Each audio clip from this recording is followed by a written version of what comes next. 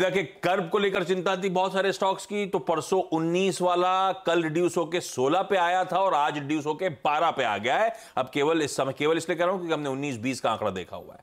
12 stocks F&O curve में हैं, जिसमें जो 4 बाहर निकल गए, 16 से जो 12 हुए हैं, बंधन बैंक, मणप्पुरम, आरबीएल बैंक और सेल एफएनओ कर्व से आज बाहर दिखेंगे आपको। ये इस समय के समीकरण है, पर स्क्रीन की रीडिंग क्या कहती है, अपडेट्स क्या है, करना क्या चाहिए। हमने बढ़िया 24,700 के ऊपर, 24,700 एक अड़चन वाला जोन कह रहे थे सब लोग, दायरा है, पहले दायरे से निकले 24,000 ऊपर अड़चन थी, अब 24,700 की बात हुई थी, हम उसके भी ऊपर आ गए, हम धीरे धीरे सड़क तो ऊपर की तरफ रहे हैं। ऐसे में मानस, ये जो कहने के लिए ट्रेडिंग रेंज का ब्रेकआउट हुआ, इसको आप कैसे रीड कर रहे हो? क्या ऑल लेग्स हैं इस रैली के? क्या हम लोग फ्रेश पार्टिसिपेशन कर सकते हैं? जो लॉन्ग एंजॉय कर रहे हैं वो अपनी जगह, खरीदारी करने के भी मौके होंगे इस बाजार में। क्या बायसनेस आपका क्या है? Good morning Ashish ji. तो देखिए डेफिनेटली जो ट्रेंड है वो बहुत बुलिश बना हुआ है। पिछले 4 दिनों से अगर आप देखिए तो लगातार लोअर लेवल पे बाइंग इंटरेस्ट देखने को मिल रहा है। लेकिन जो कल का आखिरी का 1 घंटा था वो बहुत ही इंपॉर्टेंट था, क्योंकि वहां पर हमने एक ब्रेकआउट, इंट्राडे चार्ट पे एक ब्रेकआउट देखा 24,750 रुपए के ऊपर। मेरे ख्याल से निफ्टी बिल्कुल तैयार है अपने पिछले हाई को टेस्ट करने के लिए, बट फिर भी 24,950 जहां पर 2 तारीख को जो गैप था उसका जो अपर बैंड है 950, 24,950 वही टारगेट सेट करेंगे। और आज एक गैप अप ओपनिंग हो, थोड़ा सा इंतजार करिए, एक छोटा सा करेक्शन देखने को मिले तो उस करेक्शन पे खरीदारी करिए। मेरे लिए 24,830 का लेवल जो है वो बहुत इंपॉर्टेंट है। वहां पर अगर एक गैप अप होने के बाद वापस फिसले और 830 820 के आसपास आए तो वहां पर खरीदारी करिए।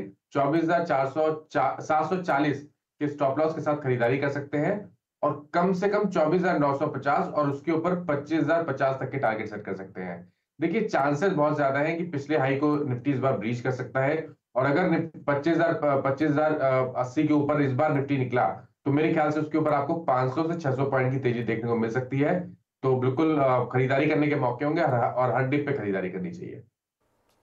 भाई आप जो हाइस की बात कर रहे हो, 25,000 के पार जाके रिकॉर्ड उच्चतम स्तर, उसके बाद कह रहे हैं मानस और 500-600 पॉइंट की तेजी, बायसनेस तेजी की तरफ रखिए, मोमेंटम पकड़ेगा। आज की सेशन के लिए भी पॉजिटिव मानस। निफ्टी बैंक कल थोड़ा सा वो पॉकेट को लेकर कंफ्यूजन है। वो परसों चला था तब भी सब कह रहे थे वो इंपॉर्टेंट थ्रेशोल्ड को ब्रीच नहीं कर पाया, वो मजा नहीं आया, और कल थोड़ा सा ठंडा परफॉर्मेंस। निफ्टी बैंक का क्या मामला है?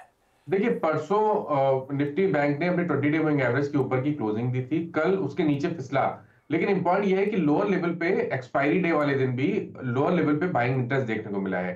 तो मतलब यह है कि जो लोअर लेवल पे 50,200 का सपोर्ट है वो अभी भी इंटैक्ट है। मेरे ख्याल से कल के मूव को आप थोड़ा सा इग्नोर कर सकते हैं। आज देखिए एक्शन ऐसा लेना है कि अगर 50,800 850 के ऊपर सस्टेन करना शुरू करे तो बैंक निफ्टी में 15-20 मिनट देख लीजिए, अगर 850 के ऊपर सस्टेन करना शुरू करे तो बैंक निफ्टी में खरीदारी करने का ट्रेड लेना है 50,550 के स्टॉप लॉस के साथ, इस उम्मीद में कि ये ट्यूसडे का हाई को ब्रेक करेगा और कम से कम 51,300 की तरफ जाने की कोशिश करेगा।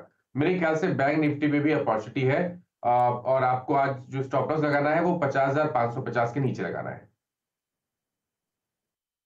यह है निफ्टी बैंक की आज की हमारी रणनीति गुरुवार।